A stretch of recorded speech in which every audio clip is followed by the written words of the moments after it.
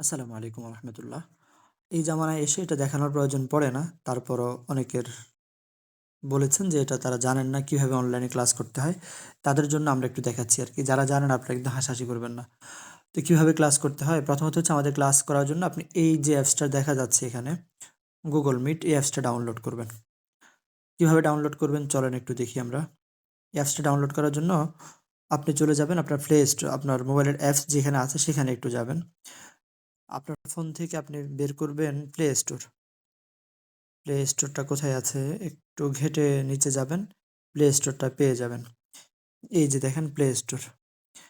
এই প্লে স্টোরে যাওয়ার পর আপনার যে কাজ, এখানে ক্লিক করবেন।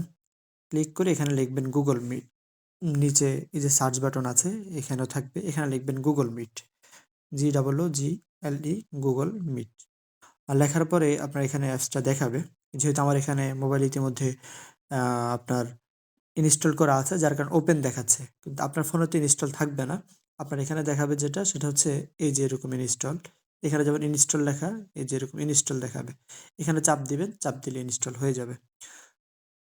আপাতত কাজ এখানে এতটুকুই যে এটা ইনস্টল করবেন।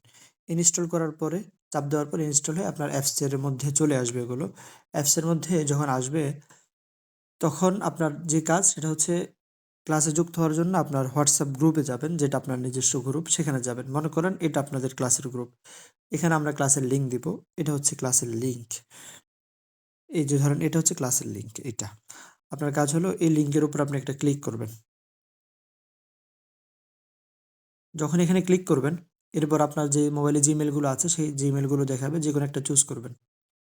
চুজ করার পর আপনার কাজ হলো ভিডিও অফ করবেন, মাইক্রোফোন অফ করবেন। Join best. যখন জয়েন হয়ে গেলেন তখন আপনি ক্লাসে উপস্থিত এখন। আপনি যদি আপনার শিক্ষককে কোনো প্রশ্ন করতে চান বা শিক্ষক যদি আপনাকে কোনো কথা জিজ্ঞাসা করে, সেক্ষেত্রে আপনি অবশ্যই রেসপন্স করতে হবে। এই যে বাটনটা আছে,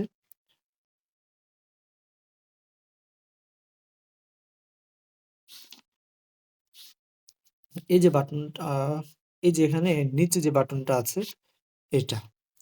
এই বাটনটা হচ্ছে আপনার কথা আপনার শিক্ষক বা আপনার শ্রোতা যারা আছে তারা শুনবে বা শুনবে না। এখন যে অবস্থায় আছে অফ। আপনি যত কথাই বলেন অন্যরা শুনবে না। আপনি যদি চান যে আপনার কথা অন্যরা শুনুক তাহলে এটা চালু করবেন। এখানে একটা ক্লিক করবেন। এই যে চালু হয়ে গেছে। এখন আপনার সব কথা অন্যরা শুনবে। চাপ দিবেন অফ হয়ে যাবে। ক্লাসের মধ্যে অবশ্যই এটা খেয়াল করবেন। কোনোভাবেই যেন অপ্রয়োজনে আপনার মাইক্রোফোন চালু না থাকে। আপনার মাইক্রোফোন চালু থাকে মানে অন্যদের ক্লাসে ডিস্টার্ব হওয়া। একই সাথে ক্যামেরাও প্রয়োজন ছাড়া অন করবেন না।